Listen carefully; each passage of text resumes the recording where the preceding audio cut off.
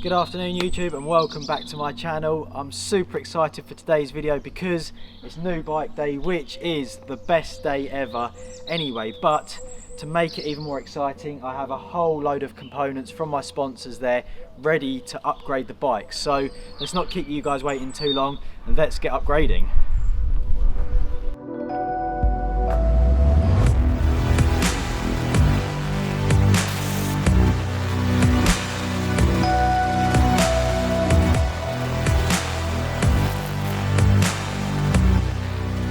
Before we dive into unboxing this load of fun, let's take a quick look at the bike itself, which is a Ghost FR AMR 8.7 in this epic red paint job. The reason I've got a Ghost bike when I'm sponsored by Haibike is because Haibike don't make a non-electric bike anymore, and Ghost is the sister brand of Haibike, so they've very kindly supported us riders with a non-e-bike, which is brilliant, so thank you very much for that. The frame is a size medium. It has 165mm coil rear shock on the bike with a Fox 36 170mm travel up front. It's just a beast, 27.5-inch wheels, and it's only going to get even better when we dive into unboxing this lot from Halo, Gusset and Schwalbe, which we're about to do right now. In this box we have Halo Vortex front wheel, followed by a Vortex rear wheel. I actually run the Vortex wheels on nearly all of my bikes except the Dirt Jumper, which I run the Chaos, but the reason I run these is because they're a super lightweight yet super strong enduro wheel, 27.5, and it has the Super Drive hub, 120 points of engagement, which sounds insane. Open up this box of joy and we are welcomed by a load of Gusset components, pedals in there. Oh yeah, I forgot to mention, another cool feature with the Halo Vortex, well any Halo wheel, is that you can customise the stickers and choose a colour to suit your bike. So I've gone for the red, which is going to look sick, so we'll get them all stickered up in a second. But this is, oh, I'm so excited to see these as well. Gusset's new lock-on S2 grip, that is a really super soft compound, which I personally really like from a grip, and they've got the independent petrol collars on the lock-on bit to match the Tuberous Valves. I'm so excited to get this bike built up. Gusset S2 saddle, bars, and voila. Let's start this off by getting the old wheels out the bike because we need the cassette for the new set of Halos. So I've just put the discs into these covers for now, just because I don't want to risk contaminating the braking surface before, it's a brand new bike, before I've even ridden it. Cassette, disc bolts, we're now going to get all of that fitted onto these beauties.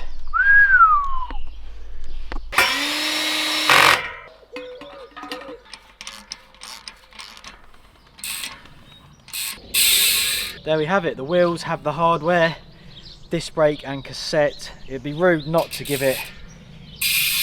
Oh, that sound is the best ever, and it's actually one of the most frequently asked questions which I get is, why does your bike sound like that? It's because these Halo wheels, they have a Super Drive hub which has 120 points of engagement.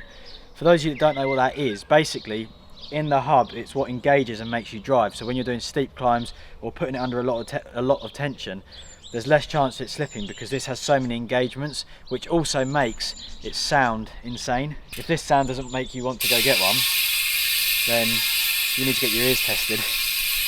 So you dive into your packet of stickers, and then the wheels actually have markings on them, so you could actually not even stick them and run them stealth and they would still look awesome.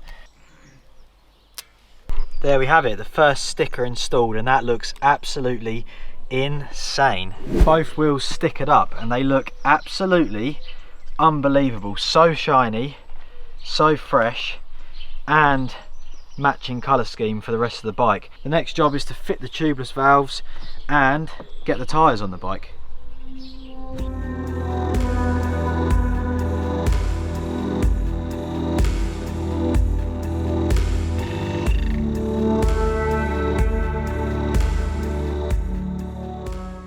And there we have it, the wheels are complete and they just look unbelievable, man. Like, so stoked on that. The tyre I'm using is the Hands Damp in a Addix soft compound with the orange band on it, 2.35 width. I like this tread for the time of year coming up because it is nice and grippy, but it's also got very good rolling speed. I just can't stop looking at those. That is insane. There we go, all of these luxury components there from Gusset laying on the table, and the first thing we're going to fit is going to be the stem.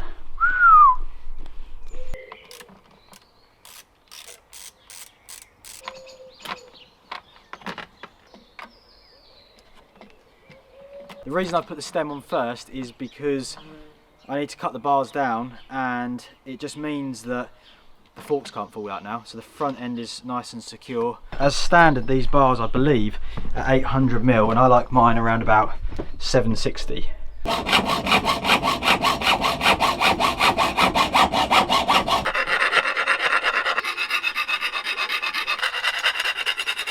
Bars are now installed and they look sick. That gloss paint job up against the gloss of the frame, so nice, man.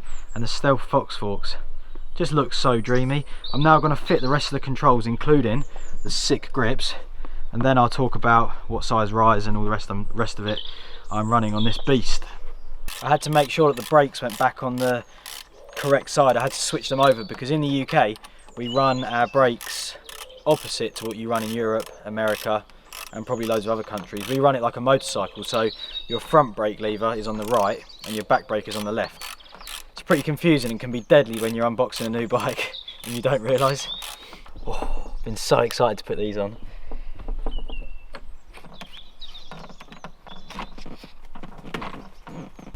Pedals next. Yeah, S2 bad boys. The dream. Let's drop the wheels in the bike.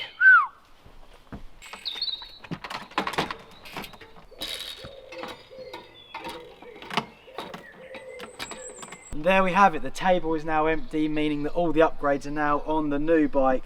I'm so stoked, I'm almost speechless. It looks absolutely unbelievable, doesn't it? It's so clean. The red graphics and then the petrol grips. It feels so dialed as well, which is always really nice. Let's just take a closer look at the parts that I have put on because I didn't really explain. So up front, Gusset S2 handlebars. Nice wide clamp there, 35mm, which used to look ridiculous, but kind of got used to it now. It just gives you peace of mind, a bit of extra strength. They are cut down to 760mm, so 20mm for each side, just makes a little bit of a difference. And a 20mm rise. The reason I run a 20mm rise on these is because I'm running that on all of my bikes. So if you're like me and you change your bikes quite frequently, some days I'm on a downhill bike, the e-bike, the jump bike, this, it just makes you transition quicker and get used to the bike a bit quicker if it's all the same up front. The same with the stem. I'm using a 33mm reach stem, which I really like. I don't have the longest arms in the world, I'm quite short, so having the bars in here just makes it easier for manuals and doing tricks and just feels a lot nicer. I've got the S2 grips on there, which feel really nice, super soft. The cool petrol collar, which I'm stoked about, I keep going on about it. But the reason that components are so important, especially like the grips and pedals, is because that is the only connection between you and the bike. So if you can't grip your feet on the bike and your hands are slipping all over the place or don't feel comfortable, that's going to make all your riding so much harder. So there's a little secret there. Just make sure that your grips and your pedals feel really good for you, because then you can ride better. Another reason that it's good to have decent components is because you put a lot of trust in them. If you had a set of handlebars or pedals or wheels that you don't trust underneath you, then I think that really affects your confidence and could hold you back with your riding. So that's another thing to remember. What we're going to do now, cut to a bit of music, have some nice cinematic shots of the bike looking amazing.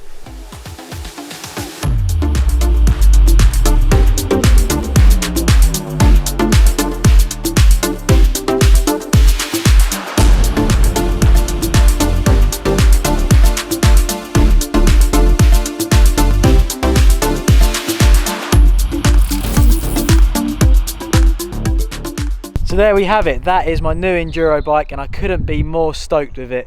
I can't wait to get out on the trails once this virus has cleared up and send it really hard. But for now it's important that we all stay really healthy, really safe, and don't take any crazy risks.